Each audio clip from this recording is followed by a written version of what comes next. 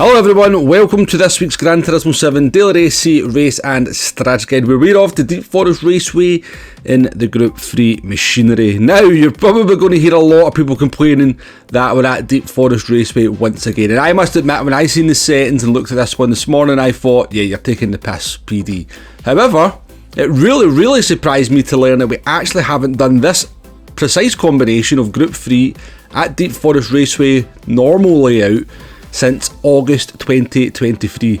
Now, we have done Group 3 at Deep Forest Reverse 3 times in the last 9 months. We've also done Group 2 at Deep Forest Raceway a couple of times, and last week we had Group 4 4-wheel drive cars at Deep Forest Raceway, so it's a very used location. But this precise combination of Deep Forest Raceway normal layout in Group 3 hasn't been used for nearly a year and a half in Daily Race C. So let's talk about this race. You've got the settings up on the screen there, and the settings for this one are a little bit unusual. 14 laps to get around, tyre wear at times 7, fuel at times 2. There is a mandatory pit stop, mediums and hard tyres are both available. However, nowhere within the settings does it actually tell you that both the mediums and the hard tyres are mandatory. Also, we have the great thing that is custom slipstream in this one, and again, we have very much a slipstream dominated race, but we'll get to that after we go through this first race. So, as I said, nowhere within the settings does it say that both the hards and the mediums are mandatory. It just says that both of them are available, and, well, usable is the word they use, which is not the same as must be used if you ask me.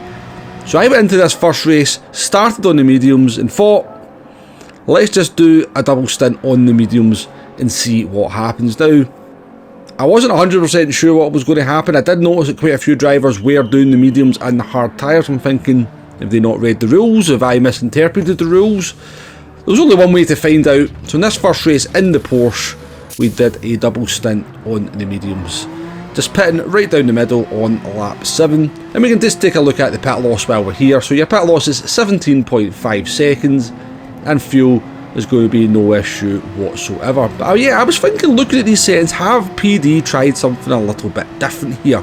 Have they given us an option of doing like a medium, or maybe doing a medium and then while you get out the traffic you can maybe do a longer stint on the hard tyres? Is there a possibility of doing a hard no tyre change race as well? I thought, yeah, maybe something's a little bit interesting in the settings here.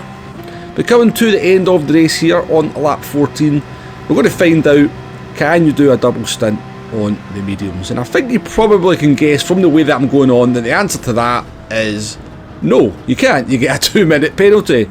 And obviously the way the rules have been laid out has taken a few other drivers by surprise as well.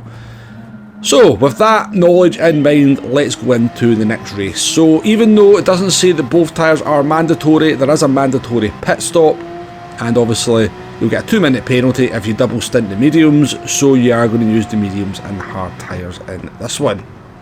So back in the Porsche for the second race, pretty strong field, it must be said as well. We've got Wynn, we've got Key up there, we've got a few other well-known drivers as well, Harty, Brown Banana up at the front. Yeah, pretty strong race or field, given that I think we did this one at 8:30 in the morning. But it's Monday morning, so I guess people do come out to play with the new daily races being available. So just taking it nice and easy over this opening lap here. Wynn's going to have a bit of a strange one here. It just gets clipped on the back. There's the slightest little clip, but it's enough to put the car around. It loses the momentum of the Supra, and we're going to go down the inside there. Obviously we're starting this one on the hard tyres towards the back of the field. No point wasting the speed of the mediums. What was quite interesting actually though, in the last race that we did, if you noted, we never really managed to take any benefit of the mediums on the second stint. We actually did slower pace than probably what we could have done on the hard tyres, given the way the traffic is going to work in this one, and the old custom slipstream. And talking about slipstream, let's jump forward here to lap 2. We are in the slipstream of the fellow Porsche in front, and we have got a massive slip coming down into turn 1. Now bear in mind, look how much we managed to gain on them, and they're in the slipstream as well. We go for the move down the inside. We don't quite make the apex. The French driver goes round the outside there, they keep their car there, and given that we've gone a little bit wide on the apex, I just let off the throttle and let them back in to the line on the run up the hill. Only seemed fair given that we didn't quite make the apex on our outbraking manoeuvre. Don't know what happened there, certainly got a fright, but it did move us up 2 positions, so always grateful of that. And we're up into P10 as lap 3 is halfway done. Let's just fast forward through the rest of, well, a little bit of this lap, and let me just kind of, again, I hate to go on about it, but yeah, custom slipstream, this power to slip is going to be a problem here. You're just not quite sure where to brake when you come into this hairpin or down into turn 1, and you can see the French driver completely missed their braking point in there and went wide and allowed us to make up the position. But a couple of laps later, it was my turn to make a boo-boo into the hairpin, and a little bit more of a boo-boo, and the French driver as well. So we get on the brakes, still a little bit late into the hairpin. Now I expected the Supra to kind of turn into the corner and I was going to try and take avoiding action around the outside, but I don't know if they were sort of doing the same thing as well. We do go into the back of them. They spin out because they make contact with another car after they get round the corner, and we rightfully get a 2-second penalty. A bit annoying, to be honest with you, but deserved. As I said, I just expected the Supra to turn into the corner and sort of that bit of track to open up for my car to go into, but it didn't quite work out that way. Let's get back into the race action though. We have served the penalty. We have made our pit stop as well on lap 6 after we served the penalty, and we have caught up to the French driver here. And again, just to kind of show you just how ridiculous this slipstream is, the fact I'm not even trying to get the slipstream until we're like a third of the way down the straight is just going to show you how strong it is. We get the slip there, we're alongside, it's like hitting a wall though once you're out of that custom slip. We've got the Supra, which is absolutely ridiculous in the slipstream as well, and we go side by side with the French driver through turn 1. I didn't expect them to quite let off the gas here and let us into the corner here, but we do actually make up the position in the end, and we're up into P11. But of course, custom slipstream being custom slipstream, there's absolutely no way possible for me to get away. So 1 lap later, coming down the straight, the French driver's just going to do exactly what I did to them. We do go defensive, but yeah, it's to no avail. Even before they get to the braking zone, they've actually got a car length ahead. Now, I could have been later on the brakes here, but don't want to take the driver out at this stage in the race. They do miss the apex by a little bit. We tried to go up the inside, but they get the move done around the outside. Nice move, nice driving, and good respectful racing between me and the French driver throughout this one.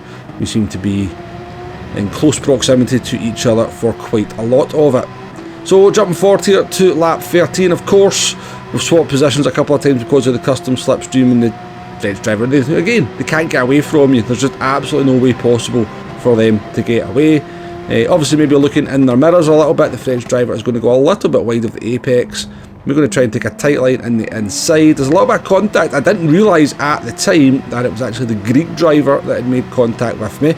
But we make up a couple of Brucey bonuses with people spinning off at the hairpin, which is always nice at this point. Into the slipstream of the Supra again. These kind of situations are exhausting now, to be honest with you, PD. They're exhausting. This side by side and arriving at these corners at stupid speed in the slipstream and trying to rejudge your braking point and having no idea really where to brake. It is getting exhausting now, PD. Just give us back real life slipstream, honestly. So we survived that one. We went for the move round the outside, and coming down into the penalty zone for the last time, the Greek driver in the Supra, that's the driver we actually hit and got the 2-second penalty as well, is going to serve a penalty. So we're going to go down the inside of them. Going to make up that position. We have to get on the anchors a little bit. The Greek driver hits me again there, similar to what they'd done the lap before. Now, I did feel kind of bad the fact that I had punted them and maybe they'd spun off as a result of the punt that I did onto them. So we just let off the throttle here and let them back through into P10. However, I didn't realise at this time that they'd actually kind of tapped me on the rear on lap 13, which was why they'd managed to get ahead of us in the first place. But a nice distance of race as well. Over 20 minutes is always welcome. In daily race C, so you're not wasting too much to get into the next one. But let's just cover the strategies before we finish up the video.